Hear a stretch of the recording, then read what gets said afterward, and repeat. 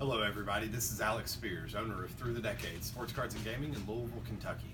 As some of you know, and hopefully more now will know, we've begun to post videos on YouTube and our Facebook page, of course, to let you guys ask us questions where we get to have the opportunity to tell you guys what we think, how we feel, what's going on in the industry. So Travis asked us 5 questions on our first YouTube video, so I'm here to answer those questions for him. So the first one is, why the name of Through the Decades and how long has TTD been in business?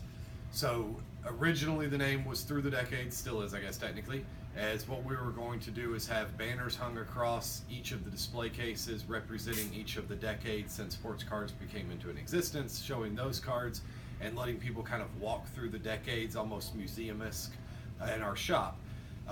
Then we had Magic and Yu-Gi-Oh! And Pokemon as well, but that was how the sports aspect of the name was going to evolve. Since then, we've pretty much just shortened it to TTD. That's what most people know us about. And our hopes now are, we've been in business for almost 6 years.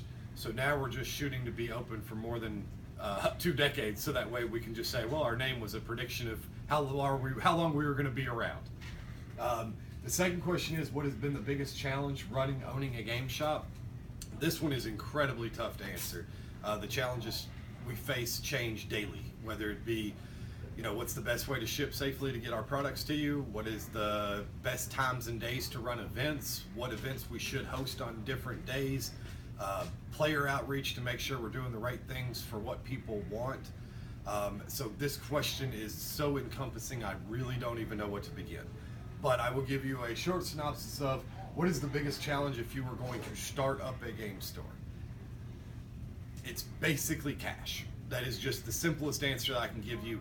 You will spend so much more than you can even fathom. I always give the example of, if you're just going to stock sleeves and top loads, which are the plastic cases, and Dragon Shield, Ultra Pro, BCW, and have some sort of variety of each of those, one display of each, you will probably spend close to $14,000 on just the sleeves to have one of each in stock, one display of each, I guess, in stock. So I would say cash flow is the #1 challenge. The #2, honestly, is inventory management, to make sure that we have enough product that we don't run out for our local customers, but also don't sit on so much product that we are in a cash flow problem because we have more product than we do money to spend on the next product. #3 is the future of game shops, both locally and nationally. And then Travis kind of followed that up with basically saying, with the explosion of online marketplaces versus brick and mortar, how those are affecting us. So I will start with online versus brick and mortar. So if you can't beat them, join them. And that was been our philosophy since the beginning. I tell this story a lot and I don't care to tell the world.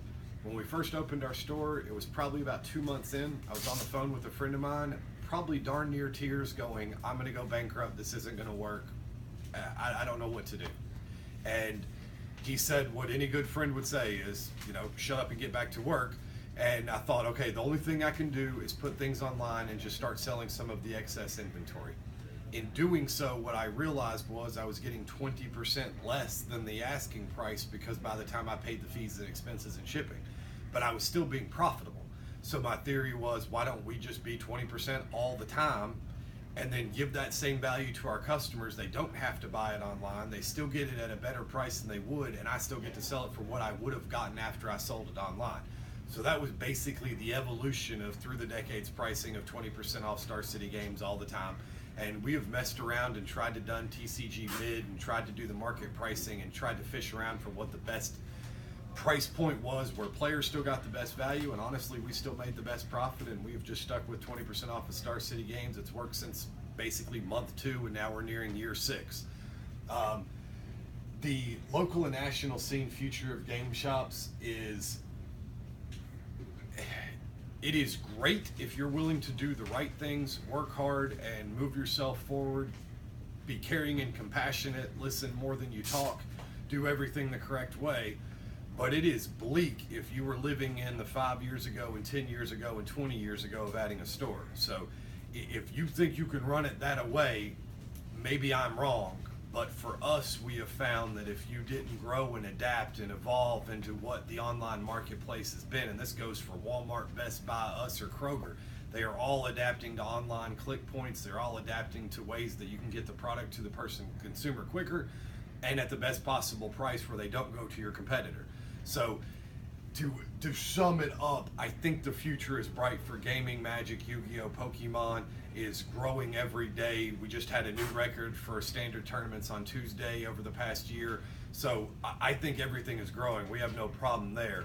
But you didn't ask me about us. You asked us about shops in general. And my honest answer is shops in general are not in a great situation if they don't learn to adapt and understand that you're going to get your butt kicked by the internet if you don't start trying to figure out a way to work with the internet and your customers to provide better customer service, a better experience, the opportunity of where to play.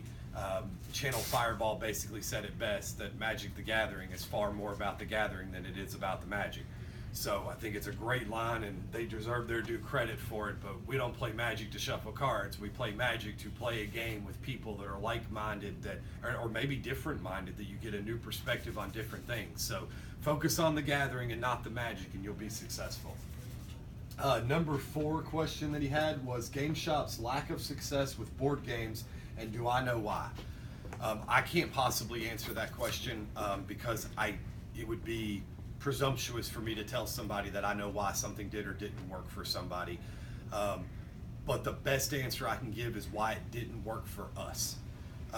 We have no problem telling people that at about give or take 6,000 square, I think it's exactly 6,000 square feet at, I'm not going to give the exact number because if I do I could get in trouble for contracts, but more than 7,000 and less than $10,000 a month in rent, if you divide out your store into a grid of how much space allows you to put in new product with board games and the size of the boxes and the space they take, we couldn't justify enough profit revenue off of it while still competing with online prices and giving the customers what they want to keep it in our store at a good enough profit margin that we could justify doing it, or we could just be a better card game store, which is what we truly are. That being said, since we've moved into this new store, we have not carried board games. Our last store was 3,600 square feet, and we just did not have the space.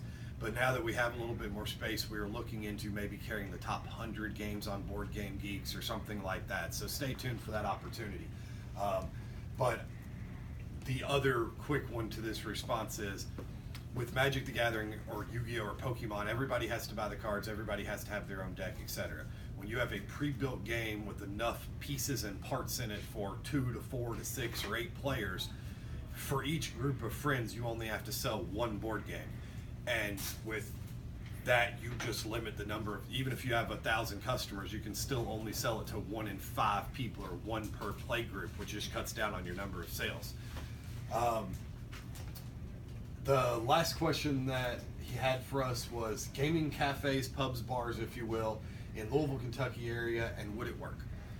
I can tell you from our experience in looking into this, and not saying we won't do this because it is something that we are highly considering, is rules of having alcohol versus food and the percentage of your sales that have to be food, not to be classified as a bar, plus the rules that you have to abide by with Wizards of the Coast to ensure that you're not serving alcohol in a room in which the gaming is going on. And I very, very simplified that, so that is not an exact quote from Wizards by any stretch.